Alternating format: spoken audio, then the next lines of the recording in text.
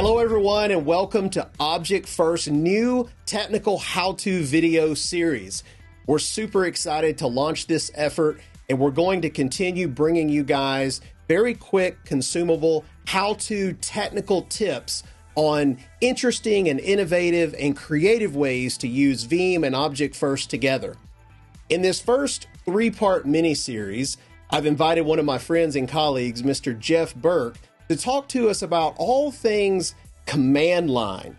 And when we think about, Object First, we're leveraging S3 object storage. Most of the interaction you're going to have is with our incredibly intuitive web UI, or you're going to leverage Veeam to interface with OOTB. But Jeff, there's also some really cool and creative things you can do at the command line. Tell us all about that. Yeah, hi, Matt. For certain, we want to give people simplicity, and that's what you want as well. However, there are certain use cases when it is more effective or it's otherwise impossible where you need to use the command line. Now, don't get freaked out or scared because I know I used to not like the command line. It's actually quite simple, and you'll be surprised at how easy this is. So the first thing we have to do is say, well, which command line, Jeff? Because there's a whole bunch of command lines, especially in Windows. You got PowerShell, you got CMD. We're talking about a special command line to leverage with our S3 compliant storage. And this is the AWS CLI command line. So command line interface, actually, if you want to be more technical. So what do we need to do? We're going to show you right now. First and foremost, you need to install it. And this is just simple as pie, all right? You'll go over to the website here, which we'll provide a link for at AWS, and they have a great getting started page. And here, you've got a list of the different operating systems where it's supported. In this case, I'm on Windows. Now, I've already installed this, but it's so simple, you don't even have to practice it. You can just copy here, if you like. You can download it as well and, do the exe, right-click, run. But you can also just copy this and then go to PowerShell and right-click. So I don't know if you know that trick about the command line. The command line is fun, folks. If I copy this and then I go into PowerShell, I right-click, guess what? I don't have to do any typing, right? So that's a secret. So if I run that, it will install the AWS command line. Now, one important thing is you want version 2. I don't even know if version 1's out there, but it's important because there are different commands, okay? So that sometimes happens with command lines when they change. So keep in mind you want version 2.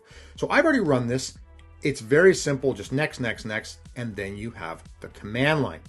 So great, Jeff, you got the command line. Now what do I do? Okay, AWS CLI was designed for everything AWS, but we're going to use it in a very narrow instance, just to talk to our S3 storage. And in a future part of this series, I'm going to actually show you what you can do with that. What do we need to do? Well, we need to tell it to talk to our S3 compliant storage, to our OOTB, okay? And for this, there's a very simple technique. It's AWS configure. So if I type AWS configure, and actually before I even do that, to show you how much fun the command line is, if I type help, guess what? I'll get help. No reading to documentation, no Googling, it's right there for you. So this gives you help, and after every command, if you type help, it'll specify what help there is for that command. So it's very good to know. So first we have to create a profile. Now what is that? That's going to be the credentials that we're saving for our S3, for our OOTB. So that when you run a command, the AWS CLI will tell the OOTB, it's me, and these are my credentials, and let it in. Okay, it's very simple. To do that, there's a couple things we can do. So one is AWS configure. We just type AWS configure. What that'll do is create a default profile, which is fine for your needs. However, if you have a lot of OOTBs and you want to have separate profiles, you can do that as well by creating separate profiles. And to do that, you would just do profile, and then the profile name, and I'll call it OOTB just to be simple, but you could have OOTB1, OOTB2 if you wanted to. And when you press that, what's going to happen? It's going to ask you for the key. Now, which key is this? Yeah, it's the key that you created in OOTB. So let's go to our OOTB. I think I've got it open somewhere here. Yes, I do. I'll pull it up, and we'll create a key for you. So over here, these are the keys I have. So I'm going to create a brand new key, and I'll show you how this works. So in OOTB, it's very simple. Create key, and you'll have your key. And don't worry, I'm going to delete these keys. So I know it's top secret, but it's going to be deleted. So I always do that after a video. All right, so let me just copy these over because I'm not going to remember them. So first is the access key, and that's what it's asking for. So if we go back there, we can just put this in here. Go back to our, remember, right click, no typing, boom. And now it wants the secret key. So let's go back to our UTB and get that secret key. Again, how much typing? No typing. I just press copy and I go back to my PowerShell, boom. Okay, default region, we'll leave it as none, and output format, none. Excellent. Okay, now we have a profile. The profile is called UTB. The next step will be actually to talk to my UTB. So I've got an access key, I've got a secret key inside of that UTB profile. Now I want to do a command to UTB. So let's go, and I've actually done this before. I always test this beforehand just in case it doesn't work. Let's do a simple command to list all of our buckets, and I'll explain it to you now. So AWS S3, that's what we're talking about right now, is through S3. So we're doing S3 commands. Basically, when you're going to your browser, you're doing any of these clients, UI clients you have, it's doing the same thing. Here, you're doing it by hand. AWS S3 endpoint. Okay, what's the address of your UTB?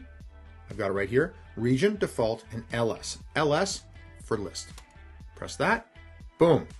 We have just talked to the UTB. Okay, and you can see in here I've got a whole bunch of crazy buckets, but that's simple as that. Okay.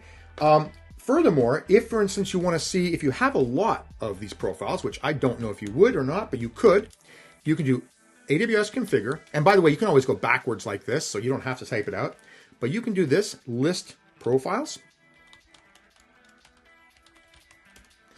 And it'll show you. So here I've got my UTB profile, right, which I just created.